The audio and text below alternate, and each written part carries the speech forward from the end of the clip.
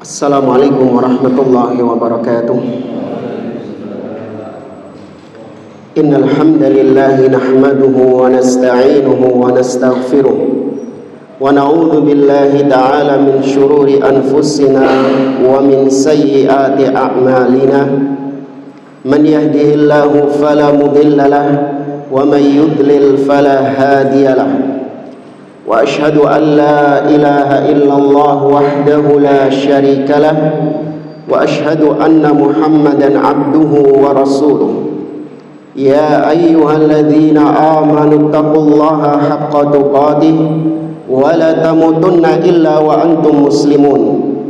Ya ayyuhan nasu taqu rabbakumul ladzi khalaqakum min nafsin wahidah wa khalaqa minha zawjaha وبث منهما رجالا كثيرا ونساء واتقوا الله الذي تساءلون به والأرحام إن الله كان عليكم رقيبا يا أيها الذين آمنوا اتقوا الله وقولوا قولا سديدا يصلح لكم أعمالكم ويغفر لكم ذنوبكم ومن يطع الله ورسوله فقد فاز فوزا عظيما أما بعد فإن أصدق الحديث كتاب الله وخير الهدي هدي محمد صلى الله عليه وسلم وشر الأمور محدثاتها وكل محدثة بدعة وكل بدعة ضلالة وكل ضلالة في النار. Ikhwani fillah rahimani wa rahimakumullah. Alhamdulillah, segala puji bagi Allah Subhanahu wa taala yang mempertemukan kita kembali di majelis ini setelah kita libur bulan Ramadan dan juga Idul Fitri. Taqabbalallahu minna wa minkum. Semoga Allah Subhanahu wa taala menerima semua amal ibadah kita. Semoga Allah Subhanahu wa taala menjadikan kita orang-orang yang istiqamah setelah bulan Ramadan, dan semoga Allah mempertemukan kita kembali dengan bulan Ramadan di tahun berikutnya dalam keadaan sehat dan beriman kepadanya. Kita melanjutkan kembali pembahasan kitab Nawaqidul Islam atau pembatal-pembatal keislaman oleh Al-Imam Muhammad bin Abdul Wahhab At-Tamimi rahimahullahu ta'ala dengan syarah atau penjelasan dari Syekh Ad-Doktor Abdul Razzaq bin Abdul Muhsin Al-Abbad Al-Badr hafizahullahu ta'ala. Pada pertemuan malam hari ini kita memasuki pembatal keislaman yang ketiga. Kemarin yang pertama, pembatal keislaman adalah asyirku billah, kesyirikan kepada Allah Subhanahu wa taala. Kemudian telah kita bahas pembatal keislaman yang kedua, yaitu siapa saja yang menjadikan perantara antara dia dengan Allah dalam beribadah, maka dia telah kafir, keluar dari Islam, karena ini termasuk dari jenis kesyirikan. Dan yang terakhir kemarin kita bahas adalah malam yukaffiril musyrikin aw syakka fi kufrihim aw sahhaha madhhabahum, yaitu siapa saja yang tidak meyakini akan kafirnya orang-orang di luar Islam, Yahudi, Nasrani, Hindu, Buddha dan yang semisalnya, dia tidak meyakini kekafiran mereka atau ragu akan kekafiran mereka atau bahkan membenarkan ajaran agama orang-orang di luar Islam, maka barang siapa yang demikian maka keislamannya batal dan dia keluar dari Islam, wal iyadzubillah. Baik, ini 3 poin yang sudah kita bahas di pertemuan yang lalu. Sekarang kita masuk an-naqidur rabi', pembatal keislaman yang keempat. Ya, betul ya.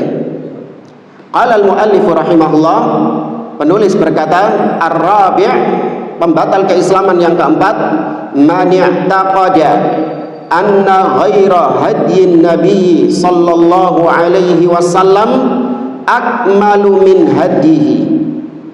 Barang siapa yang meyakini bahwa selain petunjuknya Nabi Muhammad sallallahu alaihi wasallam itu lebih sempurna dari petunjuknya Nabi Muhammad sallallahu alaihi wasallam, au anna hukma ghairihi ahsanu min hukmihi, atau dia meyakini ada hukum selain hukumnya Nabi Shallallahu Alaihi Wasallam yang lebih baik daripada hukumnya Nabi Shallallahu Alaihi Wasallam. Kalladhi yufaddilu hukmat tawaghid ala hukmihi, seperti orang-orang yang lebih mengutamakan, lebih menganggap afdol hukum-hukum tauhid, yakni hukum-hukum yang di luar Islam. Dia yakini itu lebih afdol daripada hukum Islam, hukumnya Nabi Shallallahu Alaihi Wasallam. Maka barang siapa yang disebutkan tadi seperti itu, fahuwa kafir, maka dia kafir. Ini sering kita tekankan. Hukum kafir di sini hukum secara apa? Umum, secara global. Adapun fulan yang jatuh dalam perkara demikian itu tidak langsung dikafirkan secara individu sampai terpenuhi apanya? Syarat-syaratnya. Ya. Baik, kita baca syarah dari Syekh Abdul Razzaq hafizahullah taala. Kata beliau, qauluhu ar-rabi' ay an-naqidur rabi' min nawaqidil Islam. Ini merupakan pembatal keislaman yang keempat dari 10 pembatal keislaman yang ada di dalam kitab ini. Qauluhu man i'taqada anna ghaira hadyin nabi sallallahu alaihi wasallam akmalu min hadi. Ucapan penulis tadi yang mengatakan bahwa barang siapa yang meyakini selain petunjuknya Nabi sallallahu alaihi wasallam lebih sempurna daripada petunjuknya Nabi. Ucapan beliau ini dijelaskan kata Syekh, hadza naqidun min nawaqidil islamil asyrah wa huwa an ya'taqidal insanu anna hadiya ghairin nabi sallallahu alaihi wasallam akmalu min hadyin nabi sallallahu alaihi wasallam. Ini pembatal keislaman dari 10 pembatal keislaman, yaitu barang siapa atau apabila seseorang meyakini bahwa ada petunjuk yang lebih sempurna dari petunjuknya Nabi Muhammad sallallahu alaihi wasallam, wa hadza kufrun billahi azza wa jalla, maka ini merupakan kekufuran kepada Allah Subhanahu wa taala. Li anna hadiyan nabiy sallallahu alaihi wasallam wahyun nazilun minas sama. Karena petunjuknya Nabi sallallahu alaihi wasallam itu adalah wahyu yang diturunkan oleh Allah dari atas langit. Ya, Nabi tidak berucap dengan hawa nafsunya. Petunjuk-petunjuk, hukum-hukum yang disampaikan oleh Nabi Shallallahu Alaihi Wasallam itu dari karangan Nabi sendiri? Tidak, itu wahyu dari Allah Subhanahu Wa Taala. Berarti kalau dia wahyu dari Allah, maka dia paling sempurna. Berarti dia yang terbaik. Ya, karena Allah yang menciptakan manusia, maka Allah yang paling tahu tentang baik dan buruknya manusia. Nah, kan itu perkara yang masuk akal ya. Yang paling tahu tentang sesuatu ya yang menciptakannya. Anda misalnya punya HP. Biasanya Anda kalau beli HP itu dikasih buku petunjuk di dalamnya. Apa isinya buku petunjuk itu? Hukum-hukum yang berkaitan dengan HP. Ya kan, hukum-hukum yang berkaitan dengan HP. Disuruh, kita diperintahkan untuk servisnya harus di tempat yang resmi misalnya. Disuruh bahwa kita nggak boleh apa sih kata tak wocong memang. Hah? Iya, apa namanya? Ngecas terlalu lama. Ya, atau nggak boleh masuk air misalnya.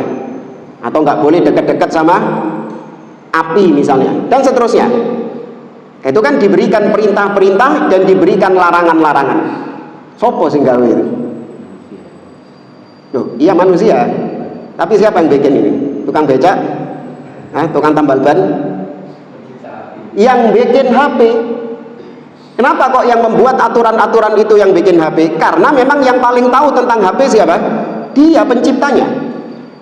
Kita yang nggak tahu tentang HP cukup apa? Ikut manut saja. Ya, kita nggak tahu tentang HP. Mungkin kita bertanya-tanya, kenapa kok nggak boleh kena air? Kenapa kok nggak boleh dicas terlalu lama? Itu muncul pertanyaan di benak kita. Namun mau nggak mau kita mengikutinya karena kita tidak memiliki ilmu tentang HP. Mana yang baik buat HP, mana yang buruk buat HP, kita nggak tahu. Karena kita nggak punya ilmunya. Yang paling tahu adalah yang menciptakan HP tersebut. Nah, demikian juga manusia. Manusia yang menciptakan Allah Subhanahu wa Ta'ala. Maka Allah yang paling tahu yang baik dan yang buruk buat manusia. Manusia dhewe karo mana yang baik untuk dirinya, mana yang buruk untuk dirinya, kita secara asal tidak tahu. Allah beritahukan kepada kita melalui Al-Quran dan melalui siapa? Nabi SAW. Disampaikan oleh Nabi, ini hukum Allah, ini perintah Allah, ini larangan Allah, kerjakan ini, jangan kau mengerjakan ini, makan ini, jangan kau makan ini. Kita yakini itu sebagai sesuatu yang terbaik. Ya, kemudian ada manusia yang mengatakan, oh enggak, ya, kita manusia itu bisa tahu mana yang baik untuk kita dan mana yang buruk untuk kita. Maka kita bikin aturan-aturan sendiri. Kita nggak ikut aturannya Allah Subhanahu wa Ta'ala. Karena kita sudah pinter, kita sudah cerdas, kita manusia yang diberi akal, maka kita membuat aturan-aturan sendiri. Karena kita sudah tahu mana yang baik dan buruk. Adapun aturan Allah ditinggal sama dia. Nah, barang siapa yang meyakini seperti ini, ada aturan hukum yang lebih baik daripada hukum Allah, orangnya apa? Terancam apa? Kekafiran. Maka di sini bedakan antara orang yang cuman sekedar menjalankan hukum yang bukan hukum Allah, orang yang sekedar meninggalkan hukum Allah, tapi dia masih meyakini hukum Allah itu yang terbaik, maka dia cuma jatuh dalam perkara maksiat, tidak dikafirkan. Tapi kalau sampai dia meyakini bahwa hukum Allah itu tidak baik, yang baik itu adalah hukum yang dibuat oleh manusia, kalau dia meyakini ini dalam hatinya, maka ini beda kasus. Apa kasusnya ini? Kekafiran. Nah, di sini perbedaan kita dengan orang-orang apa? Khawarij. Kalau orang-orang Khawarij, mereka langsung memvonis kafir siapapun yang tidak berhukum dengan hukum Allah. Siapapun yang meninggalkan hukum Allah, maka dikafirkan sama mereka. Dengan dalil ayat di dalam surat Al-Maidah ayat 44, Allah Ta'ala berfirman, wa man lam yahkum bima anzalallah fa ulaika humul kafirun. Barang siapa yang tidak berhukum dengan hukum yang Allah turunkan, maka merekalah orang-orang yang kafir. Cocok ya ayatnya ya? Iya, pas. Yang tidak berhukum dengan hukum Allah, maka dia kafir. Maka mereka mengkafirkan pemimpin-pemimpin, penguasa-penguasa yang tidak menjalankan hukum Allah, dikafirkan sama mereka. Padahal para ulama ahlu sunnah memperinci ayat tersebut. Baik, kita dengan orang-orang Khawarij itu ada titik temu sebenarnya. Titik temunya kita dengan mereka adalah kita dengan orang-orang Khawarij sama-sama meyakini wajib berhukum dengan hukum Allah. Ini dulu ya, wajib berhukum dengan hukum Allah, wajib meyakini hukum Allah yang terbaik. Ya, di sini kita sama dengan orang-orang Khawarij. Ahlus Sunnah tidak mengatakan hukum Allah itu nggak wajib untuk dijalankan. Apa gitu keyakinan kita? Enggak. Keyakinan kita hukum Allah wajib untuk dijalankan. Tapi yang jadi perbedaan antara kita dengan mereka, orang yang meninggalkan hukum Allah, apakah langsung kafir murtad keluar dari Islam atau ada perinciannya? Ini yang kita berbeda dengan Khawarij. Kalau Khawarij, vonis kafir langsung. Siapapun yang tidak berhukum dengan hukum Allah, kafir murtad keluar dari Islam, halal darahnya. Adapun Ahlus Sunnah memperinci. Yang tidak berhukum dengan hukum Allah ini diperinci apa motivasinya dia. Syekh Abdul Aziz bin Baz rahimahullah ta'ala menyebutkan kondisi yang pertama, apabila seseorang meyakini bahwa hukum manusia, hukum buatan manusia, undang-undang buatan manusia itu lebih baik daripada hukum Allah Subhanahu wa taala. Barang siapa yang meyakini seperti itu, apa statusnya? Kafir. Ini pun juga kafir masih secara apa? Global. Yang kedua, apabila seseorang meyakini hukum buatan manusia itu setara dengan hukum Allah Subhanahu wa taala. Kalau hukum Allah itu mulia, hukum buatan manusia juga mulia. Disejajarkan sama dia. Ini juga hukumnya apa? Orang seperti ini kafir secara umum. Yang ketiga, barang siapa yang meyakini hukum buatan manusia itu hukumnya mubah untuk dijalankan, hukum Allah itu nggak wajib untuk dijalankan, mubah. Mau pakai hukum Allah silahkan, mau pakai hukum buatan manusia juga silahkan. Ini juga statusnya apa orang seperti ini? Podo kafir bisa. Kemudian yang keempat, barang siapa yang meyakini bahwa hukum Allah itu sudah tidak relevan lagi di zaman sekarang. Ya betul, zaman dulu, zamannya Nabi, memang yang pas dijalankan adalah aturannya Allah, hukumnya Allah. Atau hukum Allah itu cocoknya cuma diterapkan di Arab. Ya, adapun di Indonesia beda hukumnya. Nggak pakai hukum Allah, tapi pakai hukum adat istiadat, ya, hukum apa yang berjalan di masyarakat, bukan hukumnya Allah. Ya, karena hukum Allah itu cocoknya cuma diterapkan di mana? Arab. Nah, barang siapa yang seperti ini juga apa statusnya? Kafir juga. Namun kebanyakannya, barang siapa yang meninggalkan hukum Allah dan dia memilih hukum manusia, tapi dia masih meyakini hukum Allah yang terbaik, tapi karena dorongan hawa nafsunya dia lebih condong sama hukum manusia. Nah, orang seperti ini apa hukumnya, statusnya? Maksiat, dosa besar. Dia meninggalkan hukum Allah dan dia lebih memilih hukum manusia karena kecondongan hawa nafsunya, tapi dia yakin hukum Allah yang terbaik. Misalnya seorang pemimpin, presiden, dia langsung mengatakan apabila dia langsung merubah hukum negara menjadi hukum Allah, maka dia itu takut jabatannya akan dilengsarkan. Dia takut kalau merubah hukum Allah maka dia tidak lagi mendapatkan kesenangan-kesenangan duniawi, karena hukum Allah ini mengekang katanya.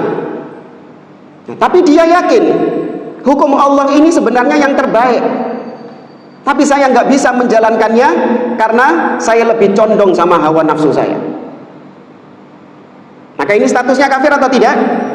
Tidak, tapi dia dosa. Ini yang ditafsirkan oleh Abdullah bin Abbas di surat Al-Maidah ayat 44. Abdullah bin Abbas mengatakan, barang siapa yang tidak berhukum dengan hukum Allah maka dia kafir. Kata Abdullah bin Abbas, kufrun duna kufrin. Itu kekufuran yang tidak sampai mengeluarkan dari Islam, alias kufur asghar, kufur kecil. Ya, kekufuran yang tidak sampai mengeluarkan dari Islam. Atau dalam riwayat yang lain Abdullah bin Abbas mengatakan kufrun la yanqulu anil millah, kekufuran yang tidak sampai mengeluarkan seseorang dari Islam. Ini nggak diperinci sama orang-orang Khawarij, langsung main vonis apa? Kafir, murtad, keluar dari Islam, halal darahnya, tauhid dan seterusnya. Itu narasi-narasi mereka. Ya. Maka ahlu sunnah memperinci.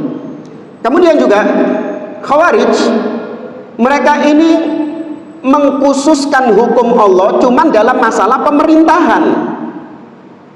Jadi mereka ini cuman menyempitkan hukum Allah hanya dalam masalah-masalah pemerintahan.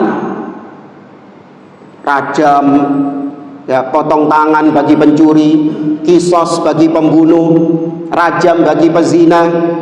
Mereka menyempitkan hukum Allah hanya sebatas itu. Kalau pemimpin tidak merajam pezina, kalau pemimpin tidak mengkisos pembunuh, ya, maka berarti dia tidak menjalankan hukum Allah Subhanahu wa taala. Seperti pemimpin di Indonesia. Ada rajam di sini? Nggak ada. Ada potong tangan di sini? Nggak ada. Kisos ada di sini? Nggak ada. KB di penjara. Ya, semua hukumannya apa? Di penjara. Maka berarti pemimpin ini tidak menjalankan hukum Allah Subhanahu wa taala. Mereka hanya menyempitkan hukum Allah hanya berkaitan dengan kepemimpinan. Padahal hukum Allah itu apakah cuma masalah pemimpin saja? Tidak. Hukum Allah itu semua aspek kehidupan ada hukum Allah Subhanahu wa taala. Kita mulai melek sampai merem itu 24 jam diatur sama Allah Subhanahu wa taala. Bagaimana hukum Allah? Ya, ketika seseorang tidur misalnya, bangun tidur bagaimana, makan bagaimana, minum bagaimana, berhubungan bagaimana, sampai urusan toilet, bahkan mohon maaf urusan cebok ada hukum Allah Subhanahu wa taala. Urusan cebok ada hukum Allah. Apa hukum Allah cebok? Tangan kiri itu hukum Allah, bukan? Hukum Allah Subhanahu wa taala. Salman Al-Farisi pernah didatangi oleh orang-orang Yahudi. Mereka mengatakan kepada Salman, "Ya Salman, 'allamakum nabiyyukum kulla syai'in hatta al-khira'ah." Wahai Salman, apakah betul nabimu itu mengajarkan segala sesuatu kepada kalian sampai urusan buang hajat? Kata Salman, "Ajal, iya. Nabi kita itu ngajarin kita segala sesuatu. Allamana nabiyyuna kulla syai'." Nabi kita itu mengajarkan segala sesuatu. Nahana an nastaqbilal qiblah bil ghaiti awil baul. Kita dilarang untuk menghadap kiblat ketika buang air kecil atau buang air besar. Tuh, madhep endi wae ana hukum Allah Subhanahu wa taala. Ya, kencing BAB ngadep mana? Ngadep itu ada aturan dari Allah Subhanahu wa taala. Wa nahana an nastanjiya bil yamin. Dan kami dilarang oleh Nabi SAW untuk cebok dengan tangan kanan. Nah, kalau ada orang cebok dengan tangan kanan, berarti dia meninggalkan hukum Allah, kan? Ya. Harusnya kalau mengikuti pola pikirnya Khawarij, orang yang cebok pakai tangan kanan, berarti langsung apa hukumnya? Kafir. Berdasarkan ayat tadi, wa man lam yahkum bima anzalallah faulaika humul kafirun. Barang siapa yang berhukum dengan selain hukum Allah maka dia kafir. Ya, itu tadi orang Khawarij ngintip orang BAB. Ditelok iki ceboke tangan kanan ini. Metu-metu dikafirkan langsung. Inti kafir. Kenapa? Tadi tak lihat kok cebok pakai tangan kanan. Hukum Allah cebok pakai tangan kiri. Wa man lam yahkum bima anzalallah faulaika humul kafirun. Dibalas sama orang yang keluar toilet tadi. Ya, kau ngintip orang mandi itu hukumnya siapa? Ya kan? Itu juga bukan hukum Allah Subhanahu wa taala. Ya, ini ya, cuman guyonan, enggak terjadi sih, enggak terjadi. Cuman ini untuk membantah mereka. Ya, hukum Allah bukan cuma sekedar pemerintahan, luas. Ya, berjima, berhubungan, ada hukum Allah Subhanahu wa taala. Enggak boleh menggauli istri ketika dalam kondisi haid atau nifas, enggak boleh menggauli istri dari dubur misalnya. Itu hukum siapa? Hukum Allah. Tapi kalau ada orang misalnya waliyadzubillah menggauli istri dari dubur, tapi dia meyakini itu sebagai kemaksiatan. Ya, dia tahu bahwasanya ini adalah perbuatan hukum yang dilarang oleh Allah Subhanahu wa taala. Tidak dihalalkan oleh Allah menggauli istri dari situ.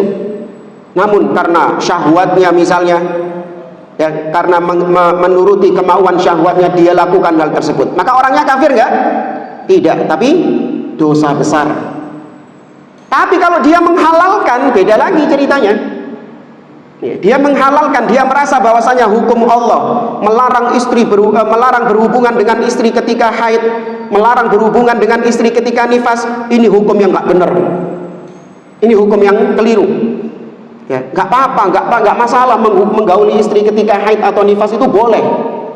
Nah, ini berarti dia meyakini hukum Allah tidak lebih baik daripada hukum buatan manusia. Ya, maka ini beda kasusnya. Bahkan meskipun dia nggak melakukannya, sekedar dia meyakini hal tersebut, itu sudah merupakan pembatal keislaman. Bingung nggak, Enggak ya? Ya. Baik, kita lanjutkan. Kata beliau, wa hadyu ghairihi sallallahu alaihi wasallam amrun nabitun fil ard. Kata beliau, hukum atau petunjuk Nabi itu berasal dari langit, sedangkan petunjuk selain Nabi itu berasal dari bumi, tumbuh dari bumi. Ya. Wasyattan baina tsara wa thuraya, dan berbeda antara bumi dengan bintang. Maksudnya antara petunjuk Nabi dengan petunjuk selain Nabi Shallallahu Alaihi Wasallam. Kita kalau kajian membacakan khutbatul hajah, innal hamdalillah nahmaduhu wa nasta'inuhu dan seterusnya. Nah, ada kalimat yang menunjukkan hal ini. Kalimat apa itu? Dalam khutbatul hajah, bahwa sebaik-baik petunjuk adalah petunjuknya Nabi. Apa kalimatnya? Fa inna asdaqal hadithi kitabullah. Terus wa khairal hadi hadi Muhammadin sallallahu alaihi wasallam. Sebaik-baik petunjuk adalah petunjuknya Muhammad sallallahu alaihi wasallam. Tidak ada petunjuk yang lebih baik dari petunjuk Nabi. Ini ada pengalaman pribadi. Dulu waktu lagi ngetrennya demo-demo, ya, banyak di antara kaum muslimin yang mau ikut-ikutan demo. Kemudian ada salah seorang kawan kita yang berencana untuk ikut demo, ya, mendemo pemimpin ketika itu. Maka kita nasihatkan kepada dia bahwa demo itu bukan petunjuknya Nabi SAW, bukan cara Nabi SAW dalam menasehati penguasa. Adapun petunjuknya Nabi itu dengan cara apa menasehati pemimpin? Langsung berdua-duaan, bukan dengan cara demo di jalan, ya, bukan terang-terangan, namun langsung di hadapan pemimpin dan berdua-duaan dengan pemimpin. Ini yang disampaikan Nabi SAW dalam hadis yang diriwayatkan oleh Iyad bin Hunmin, oleh Imam Ahmad, dari sahabat Iyad bin Hunmin. Nabi mengatakan, man arada ayyam sahalidhi sultanin bi amrin fala yubdi lahu alaniyah. Barang siapa yang ingin menasehati pemimpin, maka jangan dia tampakkan nasihatnya itu di depan umum. Walakin liyakhud biyadih, tapi hendaklah dia gandeng tangan pemimpin itu. Wa yakhluwa bihi, dan dia berdua-duaan dengan pemimpin itu. Fa in qabila minhu fadak, kalau nasihatmu diterima maka itu yang diinginkan. Wa illa kana qad adda alladhi alaihi, namun kalau nasihatmu tidak diterima maka tugasmu sudah selesai, kau sudah menunaikan tugasmu, yaitu hanya sebatas menasehati saja. Kita sampaikan itu kepada kawan kita, nggak benar caramu itu menasehati pemimpin dengan demo-demo kayak gitu, nggak benar. Itu bukan caranya Nabi, tapi itu adalah caranya siapa? Demo itu caranya siapa? Sunnahnya siapa? Abdullah bin Saba al-Yahudi. Yang mendemo siapa? Siapa? Khalifah yang dibunuh karena didemo. Utsman bin Affan radhiyallahu ta'ala anhu. Ya, Utsman itu dibunuh setelah sebelumnya didemo. Siapa yang menggerakkan provokatornya? Abdullah bin Saba, yaitu orang Yahudi yang pura-pura masuk Islam. Maka yang demo itu sunnahnya Abdullah bin Saba, bukan sunnah Nabi. Nabi nggak pernah ngajarin seperti itu. Baik, kita sampaikan kepada kawan kita. Apa jawaban dia? Dia mengatakan, kalau ngikuti Nabi nggak bakal didengar sama pemimpinnya. Paham ya? Kalau ngikuti caranya Nabi, yaitu kita ngomong berdua-duaan langsung dengan pemimpin, kata dia, gak kira wedi pemimpin ini, paling masuk telinga kanan, keluar telinga kiri nasihat kita, gak bakal dirungokno beda ya. Tapi kalau kita menggerakkan massa yang banyak, gak rai wedi pemimpin ini, ketar-ketir pemimpinnya. Kalau satu orang tok yang datang, gak takut pemimpinnya, gak bakal dijalankan nasihat kita. Tahu ininya dia, argumentasinya dia. Paham ya? Maka kita jawab, itu kau menolak hadis Nabi, menolak petunjuk Nabi SAW dengan apa? Dengan rasiomu, dengan akalmu. Petunjuknya Nabi itu dari langit, dan itu maslahat buat kaum muslimin. Ketika seseorang menasihati pemimpin dengan empat mata, dia menjaga kewibawaan pemimpin, dan dia tidak membuka pintu-pintu fitnah yang bisa menyebabkan rakyat marah kepada pemimpinnya sehingga terjadi huru-hara. Kalau sudah terjadi huru-hara, terjadi pertumpahan pertumpahan darah. Tidak ada stabilitas keamanan di negeri tersebut. Yang ada adalah pertumpahan darah, perang. Itu yang dijaga oleh Nabi SAW. Kenapa menasihati pemimpin harus empat mata? Bukan dalam rangka untuk mendukung ya kekeliruan pemimpin, bukan dalam rangka untuk melindungi pemimpin dari kekeliruannya, tidak, tapi dalam rangka untuk menjaga stabilitas keamanan suatu negeri agar tidak terjadi pertumpahan darah.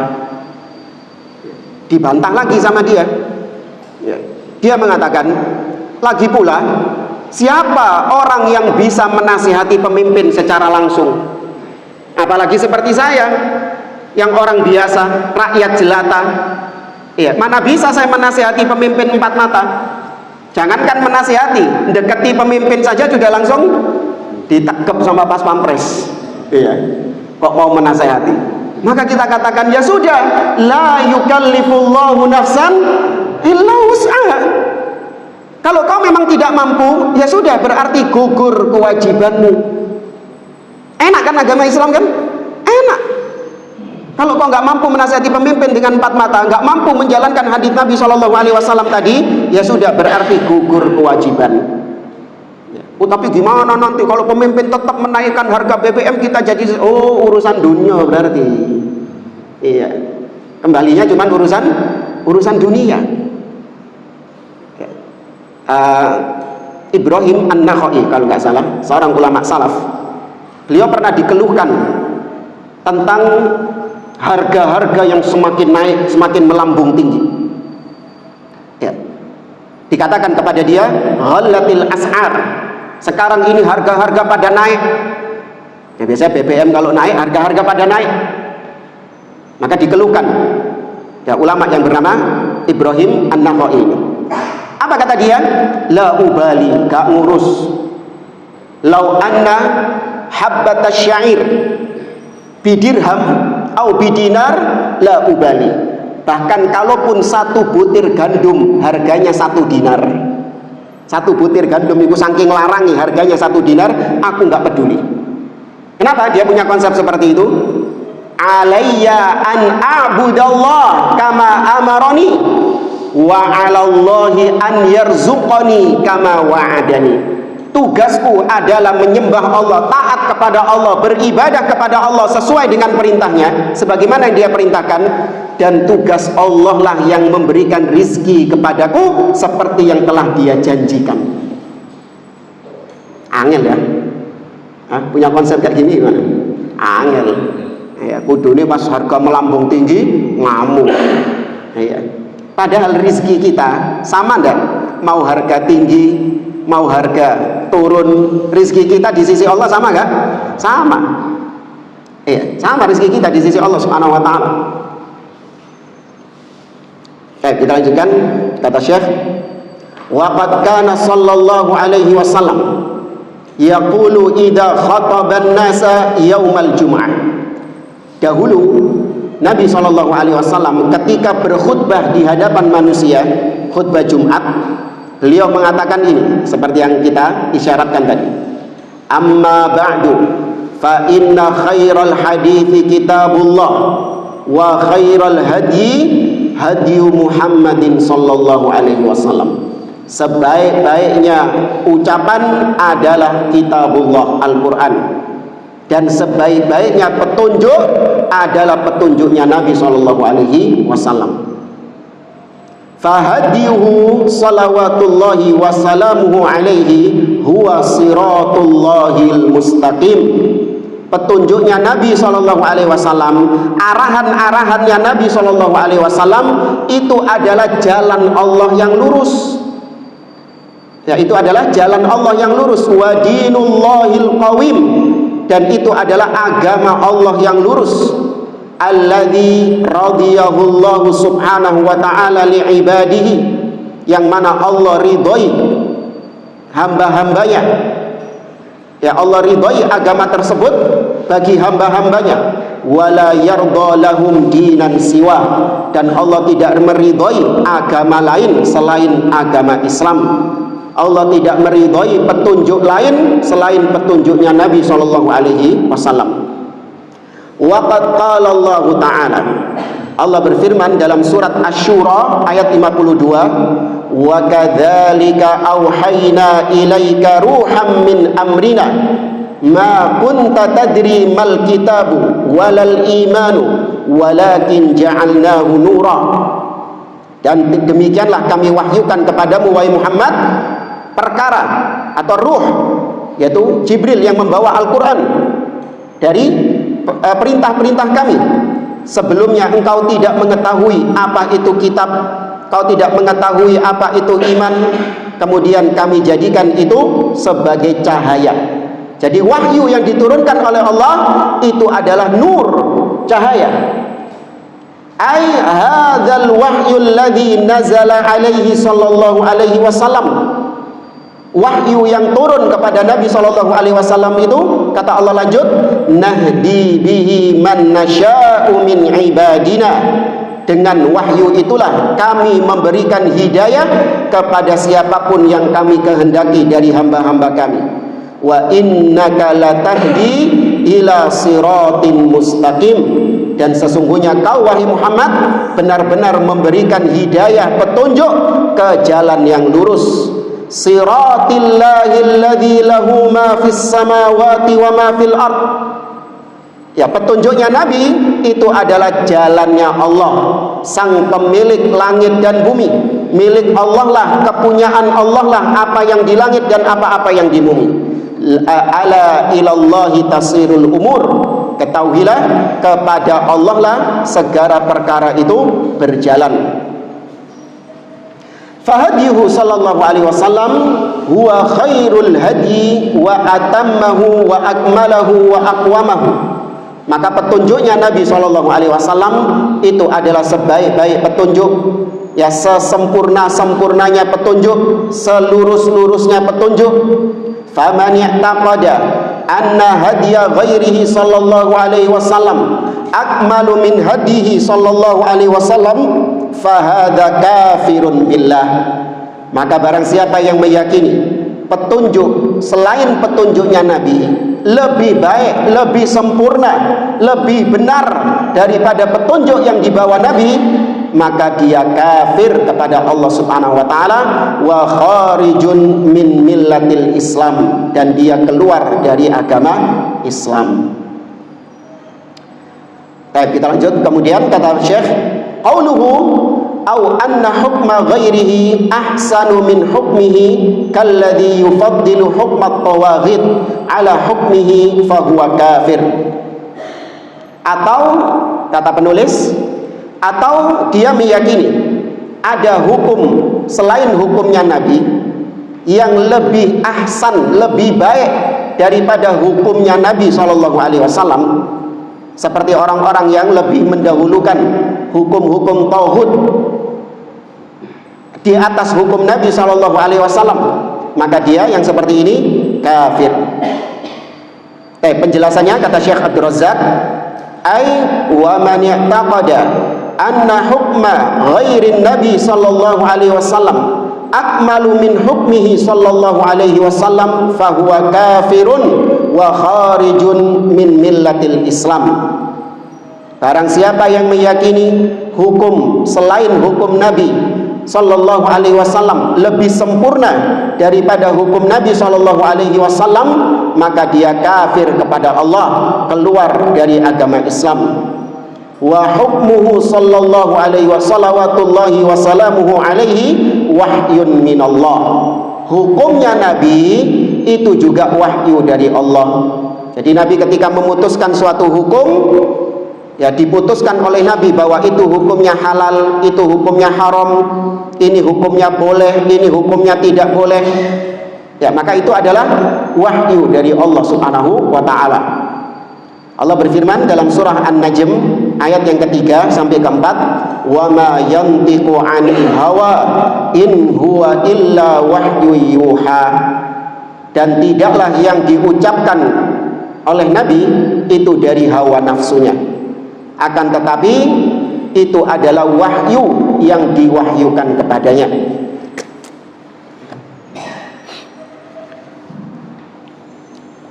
Kata beliau, "Faman ya'taqada anna hukma ghairin nabiy sallallahu alaihi wasallam khairun min hukmihi sallallahu alaihi wasallam fahuwa kafir."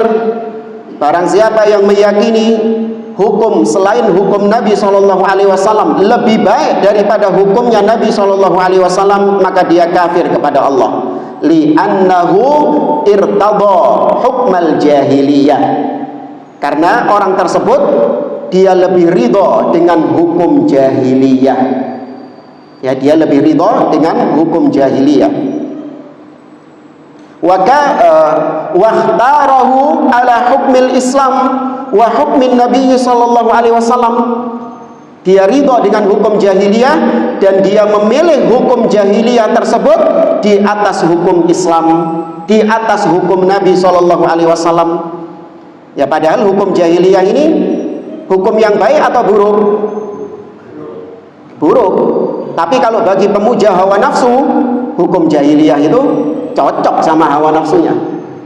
Iya. Kalau hukum Islam, waduh, gak iso apa-apa jangan dhewe jenenge ate hukum Islam ini. Iya, dikekang ini.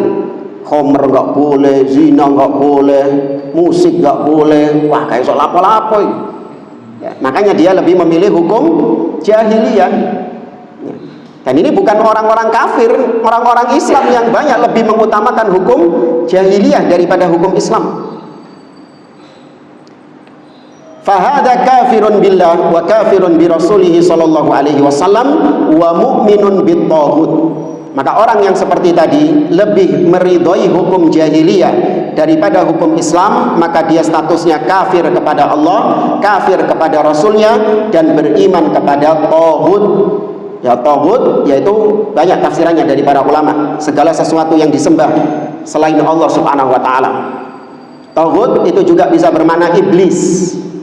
Ya, taghut itu juga bisa bermakna seseorang yang ridho disembah oleh orang lain. Ya, jadi ada orang-orang yang ridho disembah sama orang lain, maka dia taghut. Atau orang-orang yang ini dia lebih mengutamakan, meyakini hukum selain hukum Allah, selain hukum Nabi lebih baik, lebih afdol daripada hukum Allah Subhanahu wa taala. Maka itu juga disebut sebagai taghut.